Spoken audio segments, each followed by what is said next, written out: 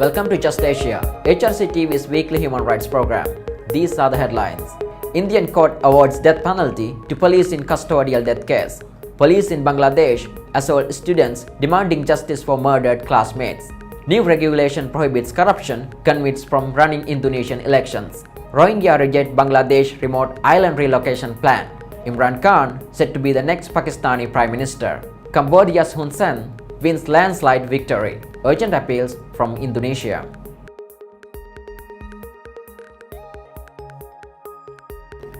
Welcome to HRC TV's Just Asia. I am Amila Sampath. This week Just Asia begins with India, where two police officers have been awarded the death penalty for the custodial torture and death of a young man in Kerala in 2005. On July 25th, a CBI court awarded the death penalty to Officer K. Jati Kumar and S.V. Sivakumar for the torture and murder of 27-year-old Udaya Kumara. He was tortured to obtain confessions of how he had the amount of 4,000 rupees in his pocket, which the police suspected he stole. The HRC was one of the first organizations to release an urgent appeal in this case in 2005, along with partner organization Narvasi in Kerala. For more than 10 years, Udaya's mother was steadfast in her pursuit of justice. Udaya's case is a reminder not only of police brutality in the country, but also its inadequate justice mechanism.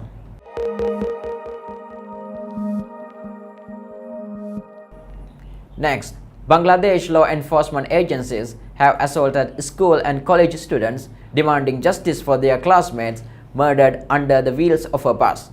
Since Monday, students of several schools and colleges have blocked the highway in Dhaka, resulting in police torture. These students were protesting the death of two college students who were run over by a reckless bus driver while waiting at a footpath near Radisson Blu Hotel at the airport road on Sunday. The bus company is owned by a relative of Bangladesh Shipping Minister Mr. Shahjahan Khan, who is the president of the Transport Workers Federation. The transport workers have also been beating students around the city. Human rights activists are calling for solidarity with the students.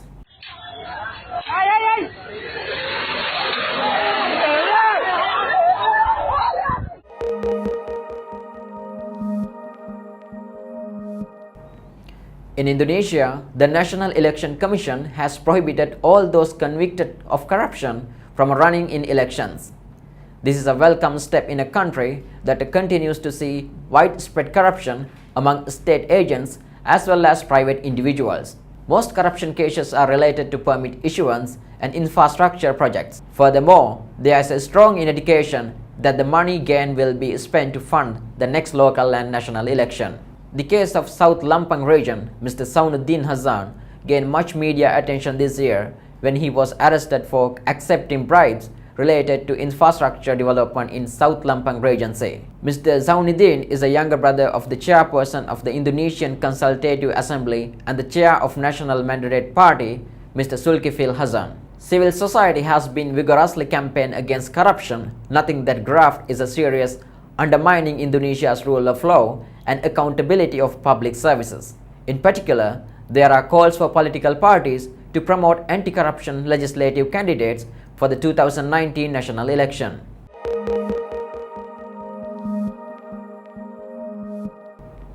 Moving to Bangladesh, Rohingya refugees says they will not accept a plan proposed by the government to relocate them to a remote island for fear it is unsafe. There are more than 1 million Rohingyas in Bangladesh, with over 95% living as illegal or unregistered refugees in congested shanty colonies scattered across southeastern coastal areas. One of the world's most densely populated countries, Bangladesh has long complained that it cannot cope up with the burden of Rohingya refugees pouring in from Burma. In recent weeks, Bangladesh Prime Minister Sheikh Hasina told several international leaders of the plan to relocate the refugees to Bhasan Char, an island of the Bay of Bengal. There are concerns, however, at the inhabitability of the 30,000 hectares island, which surfaced around 9 years ago. Not only does most of the islands get submerged during the high tide, but the island is neither stable or arable.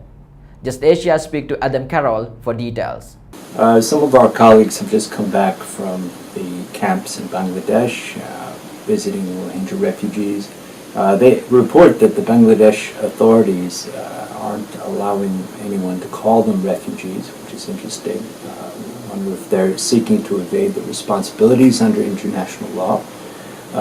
Holocaust Museum staff were the latest to come back with that report. However, everyone is concerned about the monsoon conditions and the possibility of a cyclone. Last year, before the influx of Rohingya, the cyclone destroyed about 70% of the structures in the Kuta Palong camps.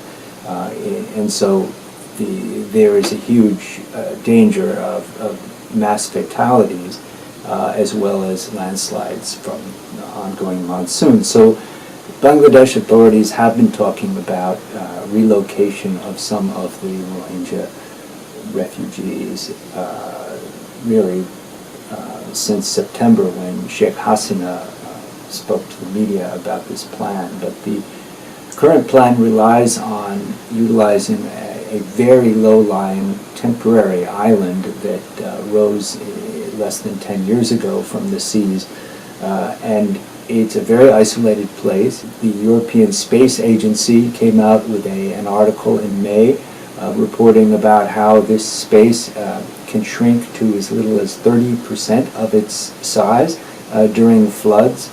It submerges in the water. Bangladesh authorities are constructing 13 kilometers of embankments and have built about 150 structures of some sort, but they have not allowed the international community, the NGOs, to see it.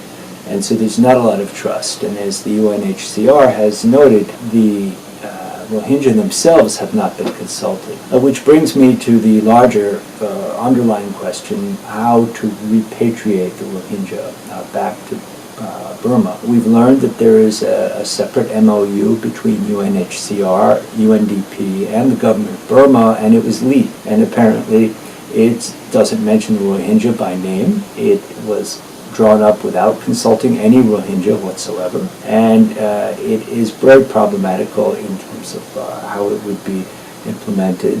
Burma Task Force, our NGO, calls on repatriation to be linked to restoration of citizenship and property. Rohingya should be returned to their original villages, and those should be reconstructed.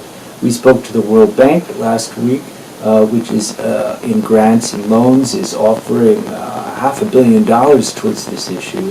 However, monies that will go directly to the government of Burma must be monitored, absolutely must be tied to restoration of rights and not just thrown away. Rakhine State is very poor and obviously needs development aid benefiting everyone, but that must include the Rohingya.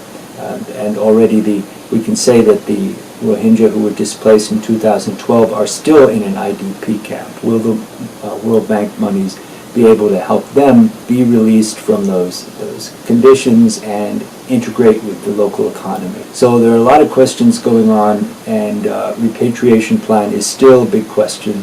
There's a lot of talk, and we are approaching the 1-year anniversary of the mass displacement. So August 24th and 25th, there will be rallies and vigils and statements around the world. It is a time to remember the Rohingya.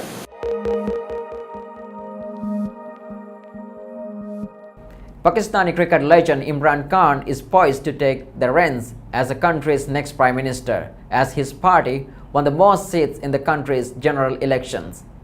But Khan's Pakistan Tehreek-e-Insaf PTI party failed to win an outright majority in the National Assembly, winning 115 of the 270 available seats. The voting was marred by violence, including deadly suicide attack and allegation by the other parties of election rigging. Khan, who campaigned on a populist anti-graft platform, pledged an end to a decades of what he calls the Sharif and Bhutto's family's corruption and misrule. His win also has been widely trumpeted as historic of breaking the decades-long two-party dominance of Pakistani politics. Khan was also widely seen as the preferred candidate of the country's powerful military. Some critics allege military generals were putting their fingers on the scale to tilt the election towards Khan. Now that Khan has been elected, he is seen as likely to enact military-friendly policies.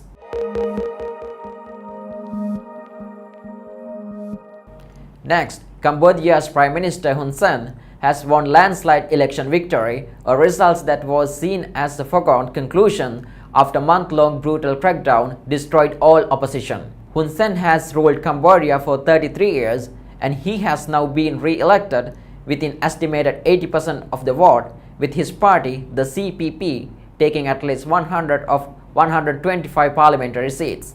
It was a preordained result after Hun Sen spent the past year systematically destroying all political opposition. As Human Rights Watch Asia Deputy Director noted, the forced dissolutions of the opposition, CNRP, in November 2017 ensured that the election could never be genuine, nor free and fair. During the past months, Hun Sen has also overseen forced closure of all independent media in Cambodia, as well as locking up journalists for trump-up charges, and also imprisoning those working for civil society groups and bashing many NGOs from the country.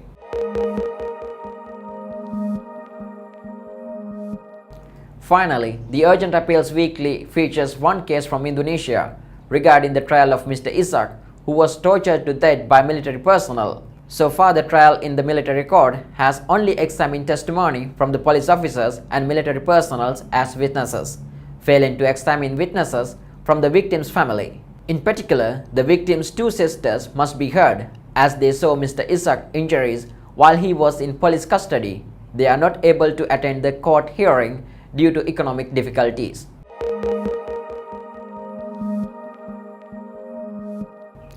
That is all for this episode of Just Asia. For more on these and other issues, please visit www.humanrights.asia or www.alrc.asia/justasia.